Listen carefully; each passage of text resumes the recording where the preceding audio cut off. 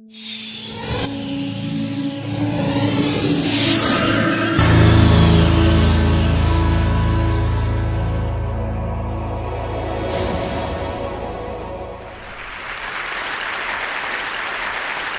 live in an incredibly busy world. The pace of life is often frantic, our minds are always busy, and we're always doing something.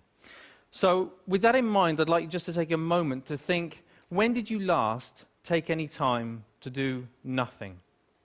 Just 10 minutes, undisturbed. And when I say nothing, I do mean nothing. So that's no emailing, texting, no internet, no TV, no chatting, no eating, no reading. Not even sitting there reminiscing about the past or planning for the future. Simply doing nothing. I see a lot of very blank faces. My thinking is it's probably have to go a long way back. And this is an extraordinary thing, right? We're talking about our mind. The mind, our most valuable and precious resource through which we experience every single moment of our life. The mind that we rely upon to be happy, content, emotionally stable as individuals, and at the same time to be kind and thoughtful and considerate in our relationships with others. This is the same mind that we depend upon to be focused, creative, spontaneous, and to perform at our very best in everything that we do. And yet, we don't take any time out to look after it. In fact, we spend more time looking after our cars, our clothes, and our hair than we... Okay, maybe not our hair, but you see where I'm going. The result, of course, is that we get stressed. You know, the mind whizzes away like a washing machine going round and round, lots of difficult, confusing emotions. And we don't really kind of know how to deal with that. And the sad fact is that we are so distracted that we're no longer present in the world in which we live. We miss out on the things that are most important to us. And the crazy thing is that everybody just assumes, well, that's the way life is, so we just kind of got to get on with it. But that's really not how it has to be. So I was about 11 when I went along to my first meditation class. And trust me, it had all the stereotypes that you can imagine, the sitting cross-legged on the floor, the incense, the herbal tea, the vegetarians, the whole deal. But my mum was going and I was intrigued, so I went along with her. I'd also seen a few kung fu movies, and secretly I kind of thought I might be able to learn how to fly, but I was very young at the time, you know. Now, as I was there, you know, I guess like a lot of people, I assumed that it was just an aspirin for the mind. You get stressed, you do some meditation. I hadn't really thought that it could be sort of preventative in nature. Until I was about sort of 20, when a number of things happened in my life in quite quick succession.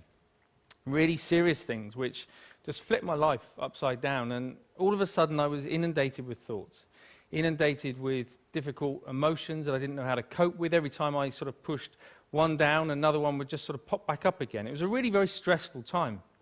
I guess we all deal with stress in different ways. Some people will bury themselves in work, grateful for the distraction.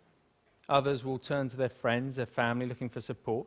Some people hit the bottle, start taking medication. My own way of dealing with it was to become a monk. So I quit my degree, I headed off to the Himalayas, I became a monk, and I started studying meditation.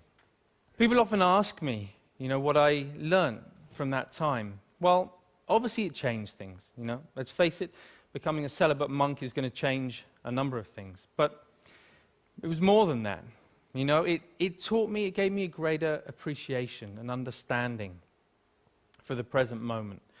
By that, I mean not being lost in thought, not being distracted, not being overwhelmed by difficult emotions, but instead learning how to be in the here and now, how to be mindful, how to be present. I think the present moment is so underrated.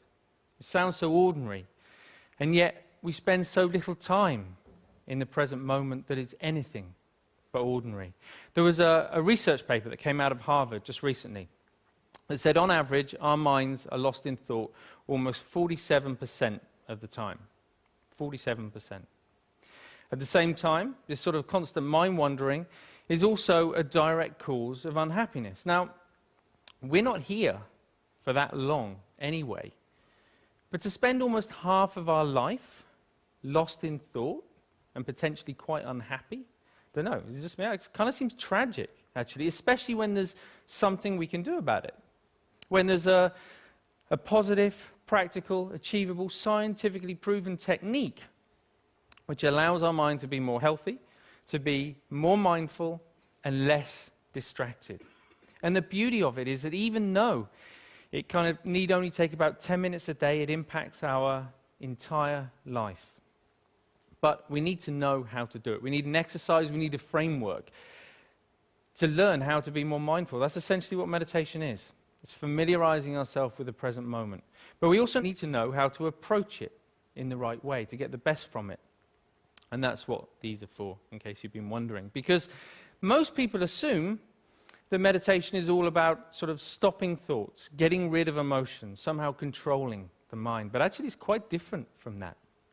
It's more about sort of stepping back, sort of seeing the thought clearly, witnessing it coming and going, emotions coming and going without judgment, but with a relaxed, focused mind. So for example, right now, if I focus too much on the balls, then there's no way that I can relax and talk to you at the same time. Equally, if I relax too much talking to you, then there's no way I can focus on the balls. I'm going to drop them. Now in life and in meditation, there'll be times when the focus becomes a little bit too intense and life starts to feel a bit like this. It's a very uncomfortable way to live life when we get this tight and stressed. At other times, we might take our foot off the gas a little bit too much and things just become a little bit like this. And of course, in meditation, we can end up falling asleep. So we're looking for a balance of focused relaxation where we can allow thoughts to come and go without all the usual involvement. Now, what usually happens when we're learning to be mindful is that we get distracted by a thought. Let's say this is an anxious thought. So everything's going fine, and then we see the anxious thought, and it's like, oh, I didn't realize I was worried about that. You go back to it, repeat it. Oh, I am worried. Oh, I really am worried. Wow, there's so much anxiety. And before we know it, right, we're anxious about feeling anxious. You know, this is crazy. We do this all the time, even on an everyday kind of level. If you think about the last time, I don't know, you had a wobbly tooth. You know it's wobbly, and you know that it hurts. But what do you do every 20, 30 seconds? I don't know. It does hurt. And we reinforce the storyline, right? And we just keep telling ourselves. And we do it all the time, and it's only in learning to watch the mind in this way that we can start to let go of those storylines and patterns of mind. But when you sit down and you watch the mind in this way, you might see many different patterns. You might find a mind that's really sort of restless and the whole time. You know, don't be surprised if you feel a bit agitated in your body when you sit down to do nothing and your mind feels like that. You might find a mind that's very sort of dull and boring, and it's just almost mechanical. It just sort of seems to, it's as if you're just sort of getting up, going to work, eat, sleep, get up. Or it might just be that one little nagging thought that just goes round and round and round to your mind.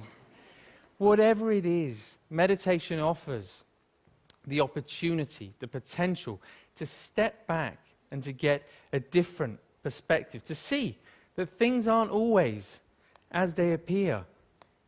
You know, we can't change every little thing that happens to us in life, but we can change the way that we experience it. That's the potential of meditation, of mindfulness. You don't have to burn any incense, and you definitely don't have to sit on the floor. All you need to do is to take 10 minutes out a day to step back, to familiarize yourself with the present moment so that you get to experience a greater sense of focus, calm, and clarity in your life. Thank you very much. Thank you.